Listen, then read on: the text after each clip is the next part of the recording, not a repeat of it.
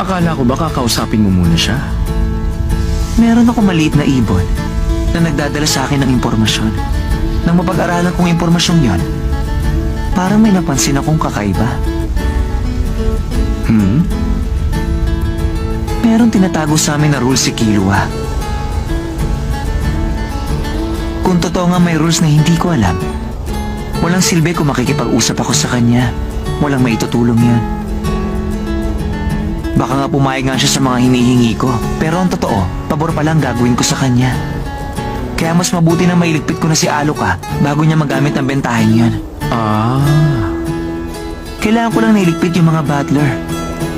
Habang naghahanap ka ng pagkakataong ilayo si Aloka kay Killua. Yun muna sa ngayon. Okay.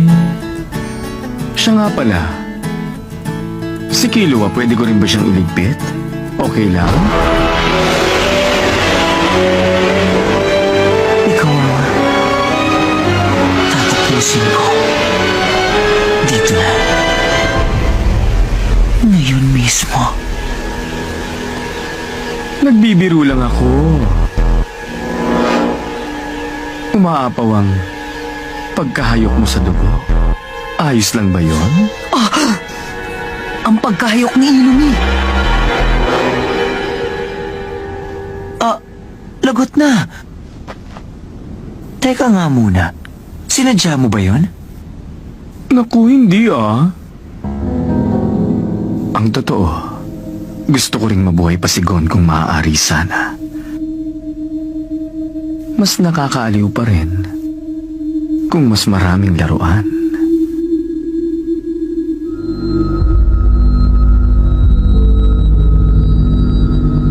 Pero, kung posible lang naman.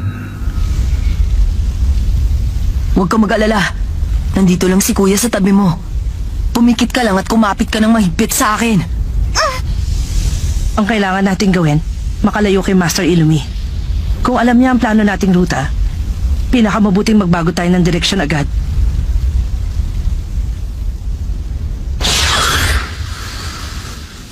Pumayag ako. Pero, hindi ibig sabihin nun, kampante na ako sa'yo. Ako at ang lola ko, hindi niyo kami kaaway, Master Killua. Maaaring ngayon hindi ko kayo kaaway. Pero, nakadepende lang yun sa mood ng papa ko, di ba? Hindi totoo yan. Hindi niyo rin po kaaway sina Master Silver at Master Zeno. Ang tanging mission po namin ang maibalik kayo sa mansyon ng pamilya Zoldyck ng ligtas, Master Killua.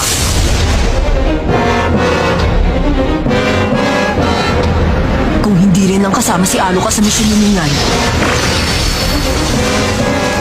ibig sabihin mga kaaway ko kayong lahat. Godspeed! Speed of lightning!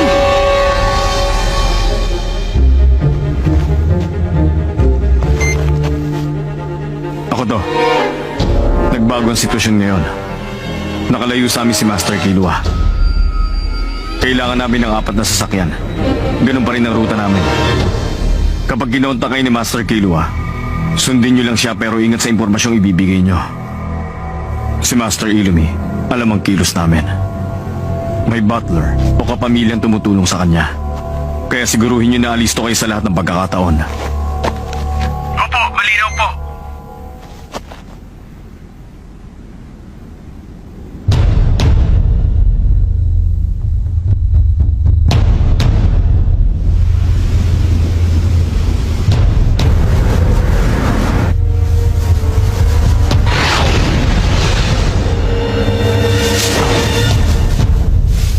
Aba, ang laki mo na talaga, Master. Kung hindi ko alam ang teknik niyang yon, hindi ako makakakilos agad. Siguradong magiging napakagaling niyang assassin. Ay, naku, masyado na ako malambot ngayon. Kung gano'n, hindi siya papayag na matalo siya ni Master Illumi. Hindi ko pala dapat sabihin yon. Pero hirap ako magustuhan sina Master Illumi at Master Miluki. Katulad sila ng mama nila. Sa ngayon, kailangan ko munang isang tabi ang emosyon ko. Kapag may nilabag siya, kailangan gawin ko ang nararapat. Kailangan makaisip na rin ako ng paraan na matalo si Master Killua nang hindi ipinapawalang bahala ang bilis niya.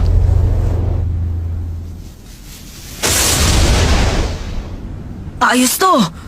Malayo na tayo. Pwede na tayong magpahinga.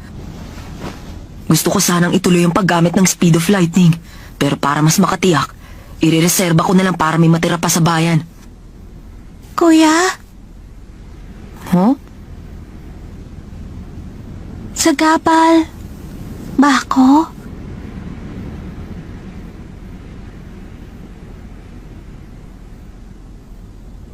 Kung mawawala ba ako, mas magkakasundo ang lahat?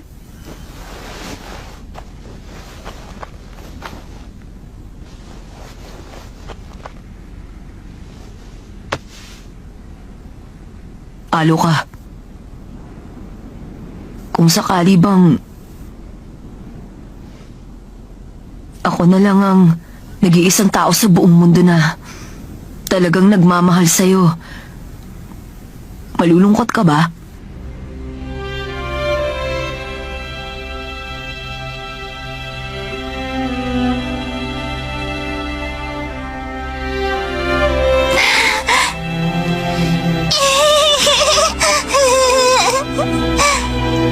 Hindi ko talaga mapigil ang ngiti ko. Sobrang saya ko. Mabuti. Huwag kang mag-alala. Laging nandito lang sa tabi mo si Kuya. Hindi mo na kailangan pangalalahanin ang lahat ng iba pa.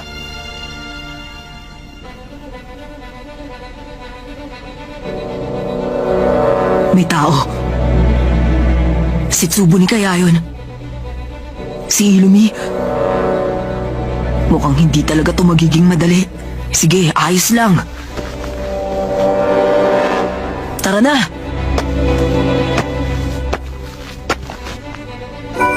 Ikaw, sino ka? Tawagin mo na lang ako na magician.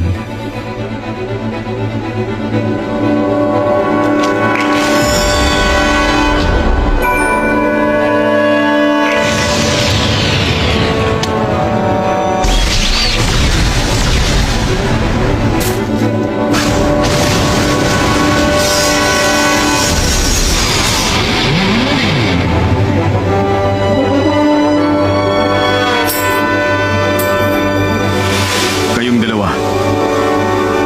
Hindi nyo na kailangan panglabanan siya. Iwasan nyo na lang ang tira niya. Ireserba nyo ang lakas nyo para sa misyon nyo. Sundan nyo na si Master Killua.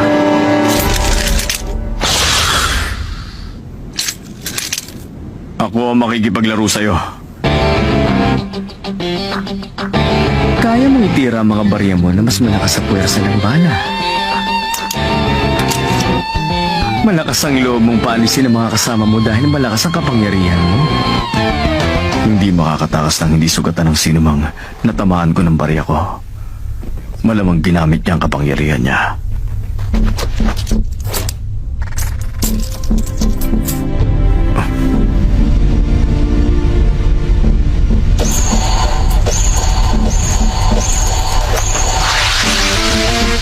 Taglay ng ora ko ang mga katangian ng lastiko at mabisang pandikit.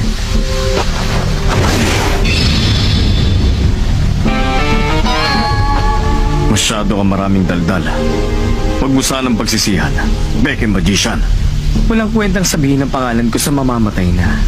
Hindi rin mahalaga kung alam mo ang kapangyarihan ko.